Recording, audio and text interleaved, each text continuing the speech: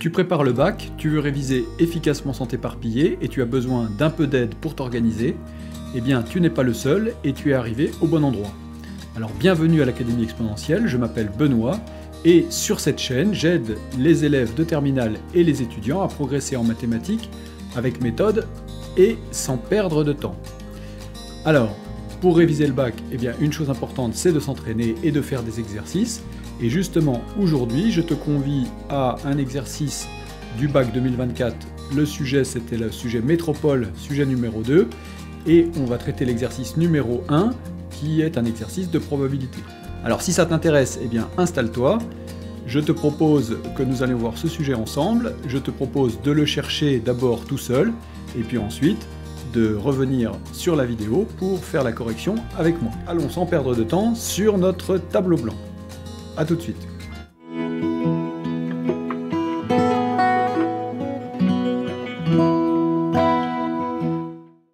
Alors je te propose de chercher cet exercice numéro 1. Je te montre rapidement comment aller chercher ce sujet sur le web. Donc tu ouvres ton navigateur et tu tapes APMEP Bac 2024. Donc c'est ce qu'il me propose ici. Tu cliques directement là-dessus. Comme ça tu arrives directement sur les sujets du bac 2024, donc APMEP, c'est l'Association des professeurs de mathématiques de l'enseignement public. C'est un site qui est super, où on trouve beaucoup de sujets en particulier, et, des sujets de brevet, des sujets de bac, et plein d'autres choses. Alors du coup, là, tu as les sujets de l'année 2024, tu as les sujets un par un. Alors les sujets un par un, par exemple, celui qu'on fait nous, c'est le Métropole Antilles-Guyane jour 2, donc c'est celui-là. Donc tu cliques ici pour le récupérer. Et sinon, tu peux récupérer tous les sujets aussi, donc les sujets de tous les centres, en cliquant ici. Donc tu cliques et puis tu télécharges le sujet. Donc l'énoncé nous dit « La directrice d'une école souhaite réaliser une étude auprès des étudiants qui ont passé l'examen de fin d'études pour analyser la façon dont ils pensent avoir réussi cet examen. Pour cette étude, on demande aux étudiants à l'issue de l'examen de répondre individuellement à la question « Pensez-vous avoir réussi ?» Seules les réponses oui ou non sont possibles et on observe que 91,7% des étudiants interrogés ont répondu oui.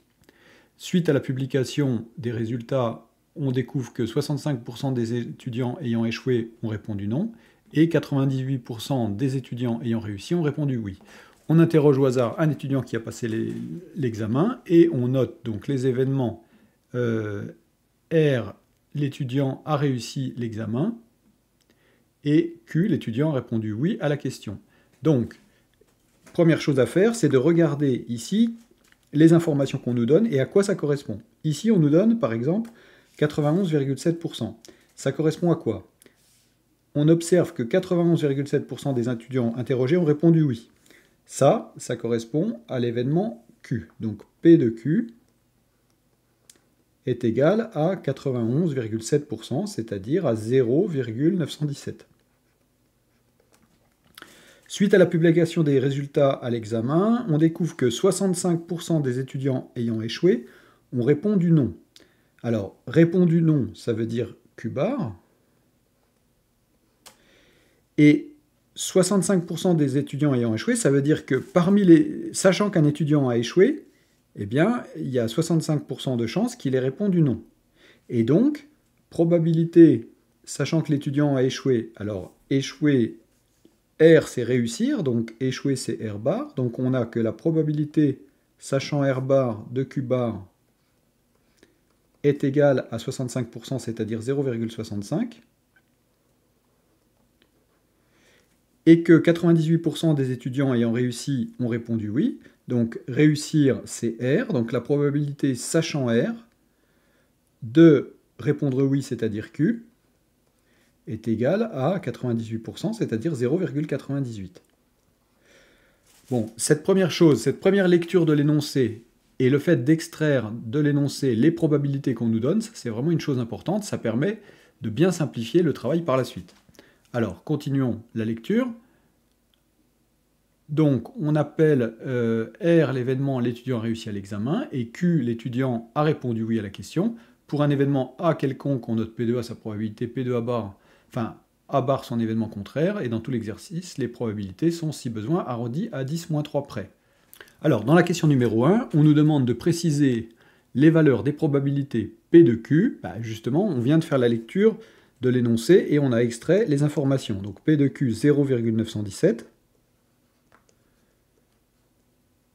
Alors j'ai l'habitude d'écrire en rouge, donc je vais garder cette habitude pour les réponses. Donc 0,917. Et puis P sachant R bar de Q bar, eh ben, c'est ce qu'on a extrait ici, 0,65. A noter qu'on a aussi extrait P sachant R de Q égale 0,98.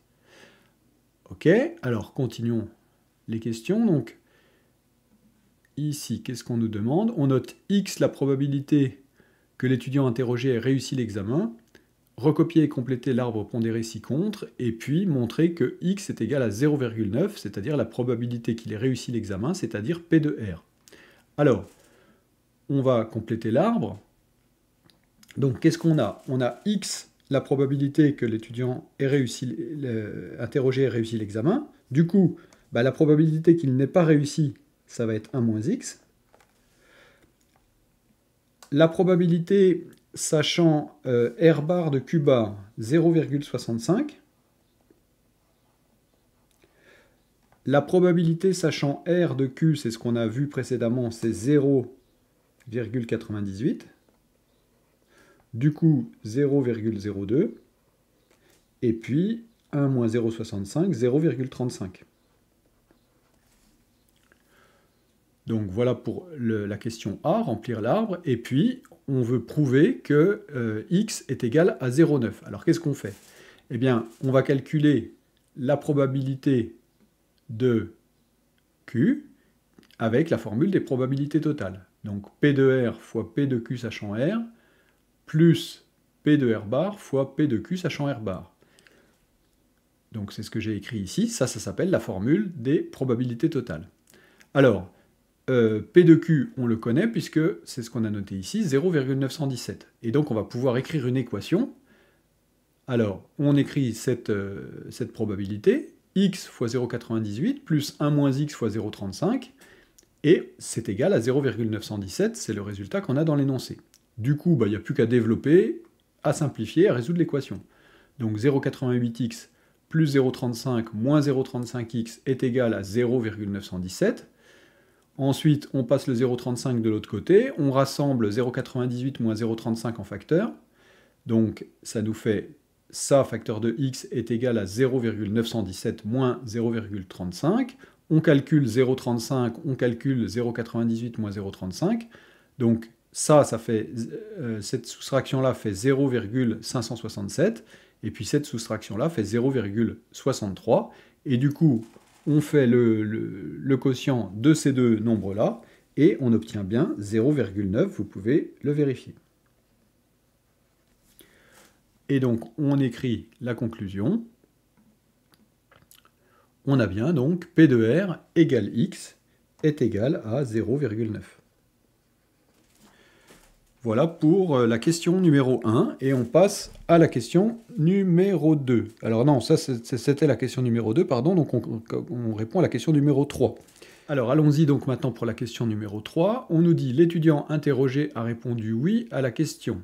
Donc ça veut dire il a répondu oui, donc c'est Q. Quelle est la probabilité qu'il ait réussi à l'examen? C'est-à-dire R. Du coup, on veut calculer P de R sachant Q. Alors, on cherche P de R sachant Q, et on connaît P de Q sachant R.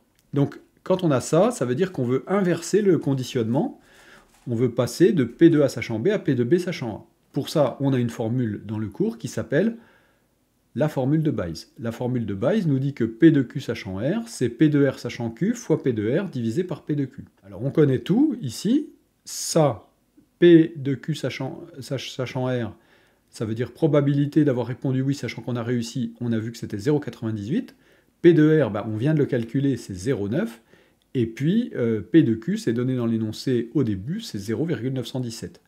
On fait le quotient, et on arrondit à 3 chiffres après la virgule, puisqu'on nous a dit dans l'énoncé que toutes les probabilités, si besoin, seront arrondies à 10-3 près, et du coup, on obtient 0,962. Donc, sachant qu'il a répondu oui à la question, la probabilité qu'il ait réussi à l'examen vaut environ 0,962. On peut le donner aussi en pourcentage, 96,2%. Bon, alors passons maintenant à la question numéro 4, qui nous dit « La note obtenue par un étudiant interrogé au hasard est un nombre entier compris entre 0 et 20. On suppose qu'elle est modélisée par une variable aléatoire n qui suit la loi binomiale de paramètres 20, 0,615. La directrice souhaite attribuer une récompense aux étudiants ayant obtenu les meilleurs résultats. À partir de quelle note doit-elle attribuer les récompenses pour que 65% des étudiants soient récompensés ?» Alors, qu'est-ce qu'on peut dire ici? On peut dire déjà que la note est une loi binomiale de paramètres 20, 0,615, donc n suit la loi B 20, 0,615. Ensuite, nous, on cherche une note à partir de laquelle il y a 65% des étudiants qui vont être récompensés, c'est-à-dire qui sont au-dessus de cette note. Donc on cherche à ce que la probabilité de n plus grand que n soit plus grand que 65%, c'est-à-dire 0,65. Et puis, on cherche aussi que la probabilité que n soit supérieur ou égal à n plus 1 soit plus petite que 0,65. Donc en fait, on veut prendre la première valeur qui marche. Si jamais, par exemple, P de n supérieur ou égal à 14 est supérieur ou égal à 0,65 et que P de n supérieur ou égal à 15 est aussi supérieur ou égal à 0,65, à ce moment-là, on prendra 15. Donc on va prendre la plus grande valeur possible qui marche, pour laquelle on a bien 65% des étudiants qui sont au-dessus de cette note. Alors, à noter que si vous utilisez vos calculatrices, je sais que certaines calculatrices ne permettent pas de calculer la probabilité que n soit supérieure ou égale à n, mais qu'elle soit inférieure ou égale. Donc du coup, il faut faire attention que l'événement contraire de supérieur ou égal à n, c'est inférieur ou égal à n-1, et on cherche quand est-ce que la probabilité de n inférieur ou égal à n-1 est plus petite que 0,35, et que la probabilité de n inférieur ou égal à n soit plus grande que 0,35. Donc pour ça, qu'est-ce qu'on fait? On peut par exemple avec une calculatrice faire un tableau de la probabilité que n soit inférieur ou égal à k, et puis voir quand est-ce qu'on atteint 0,35. Alors moi j'ai fait ce calcul, j'ai obtenu que la probabilité, alors moi je l'ai fait avec supérieur ou égal parce que je pouvais le faire avec supérieur ou égal, donc la probabilité que n soit supérieur ou égal à 11, c'est environ 0,797, donc ça c'est plus grand que 0,65, et on constate que la probabilité que n soit supérieur ou égal à 12, eh bien c'est 0,649, c'est-à-dire 64,9%, et donc c'est plus petit que 0,65, donc 12, si on récompense à partir de 12, on n'aura pas 65%, alors que si on récompense à partir de 11, on aura 65%. Donc du coup, pour que 65% des étudiants soient récompensés, on doit attribuer des récompenses à partir de la note 11 sur 20. A noter que si c'était moi qui devais récompenser, je récompenserais non pas 65% des étudiants, mais mettons 20%, et forcément pour une note bien supérieure à 11. Mais bref, passons. Alors, on voit maintenant la question numéro 5 de cet exercice 1. Donc, on nous dit, on interroge au hasard 10 étudiants. Les variables aléatoires n1, n2 jusqu'à n10 modélisent la note sur 20 obtenue à l'examen par chacun d'entre eux. Et on admet que ces variables sont indépendantes et suivent la même loi binomiale de paramètres 20, 0, 615. Donc c'est la même loi binomiale que tout à l'heure, et les 10 variables aléatoires sont indépendantes. Soit la variable s définie par s égale n1 plus n2 plus etc. jusqu'à plus n10, on veut calculer l'espérance de la variable aléatoire s, et ainsi que sa variance.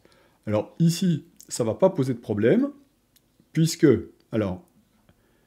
donc S est égal à N1 plus N2 plus N10. À noter qu'on peut noter ça avec le symbole somme. Si vous n'êtes pas habitué à ce symbole, il faut vous y habituer. Surtout si vous ferez des maths en tant qu'étudiant à partir de l'année prochaine, parce que c'est un symbole qu'on utilise beaucoup. Donc la somme, pour i allant de 1 à 10 de Ni, ça revient à faire N1 plus N2 jusqu'à N10. Donc, ici, quand on va faire E de S, on va faire E de la somme des Ni, et ça va faire somme des E de Ni. Alors pourquoi ça c'est vrai? Est-ce que c'est vrai pour une raison particulière? Non, ça c'est toujours vrai. Ça s'appelle la linéarité de l'espérance. Donc par linéarité de l'espérance, eh bien ça nous dit que l'espérance d'une somme, c'est la somme des espérances, et donc c'est la somme pour i allant de 1 à 10 des espérances de Ni, mais les espérances de Ni, elles sont toutes égales. en fait, on ajoute 10 fois la même chose. Donc en fait, ça revient à faire 10 fois l'espérance de N1. Alors ensuite, l'espérance de N1, à quoi est-ce qu'elle est égale? Eh bien, on a une loi binomiale, et on sait que l'espérance d'une loi binomiale, c'est N fois P, c'est-à-dire le nombre d'expériences fois la probabilité de succès. Alors le 10 qui est là, oui, et l'espérance, donc c'est 20 fois 0,615, donc on fait 10 fois 20 fois 0,615, et on trouve 12,3 pour l'espérance de N1, et puis donc 123 pour l'espérance de la somme de S. Ensuite, on veut calculer la variance, et alors là, par contre, on va utiliser une formule qui n'est pas vraie tout le temps, mais qui est vraie quand les variables sont indépendantes. Alors, ici j'ai oublié l'accent, les variables ni étant indépendantes, la variance de S, c'est la variance de la somme des ni, et ça, c'est la somme des variances de ni. Et ça, c'est vrai parce que c'est indépendant. Si jamais les variables n'étaient pas indépendantes, la variance de la somme ne serait pas égale à la somme des variances. Mais quand les variables sont indépendantes, c'est le cas. Et du coup, les variances des variables aléatoires sont toutes égales à la variance de N1, et donc on somme 10 fois la même chose, ça revient à faire 10 fois la variance de N1. Alors maintenant, à quoi est égale la variance de N1? Eh bien, c'est pareil, on a une loi binomiale. Pour une loi binomiale, la variance, c'est N fois P fois 1 moins P, donc N c'est 20, P c'est 0,615, et 1 moins P, 1 moins 0,615, et on multiplie ça par 10. Donc ça nous fait 47,355, et donc la variance est égale à 47,355. Alors on traite maintenant le petit 6, qui est la dernière partie de cet exercice. On considère la variable m, qui est égale à S sur 10. C'est-à-dire, on fait la somme des notes des 10 étudiants, et on divise ça par 10. Que modélise cette variable aléatoire m dans le contexte de l'exercice? Du coup, à quoi ça correspond? Ça correspond évidemment à je fais la somme des notes et je divise par 10, ça vient à calculer la moyenne. Donc la moyenne, alors en rouge,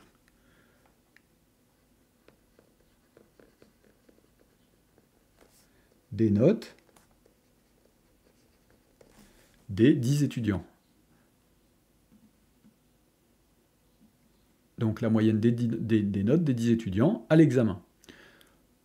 Ensuite, justifier que E de m est égal à 12,3 et V de m est égal à 0,47355. Alors, pour E de m, on utilise la formule E de AX est égal à E de X. Ça fait aussi partie de la linéarité. Hein. La linéarité, c'est pour E de X plus Y et E de AX.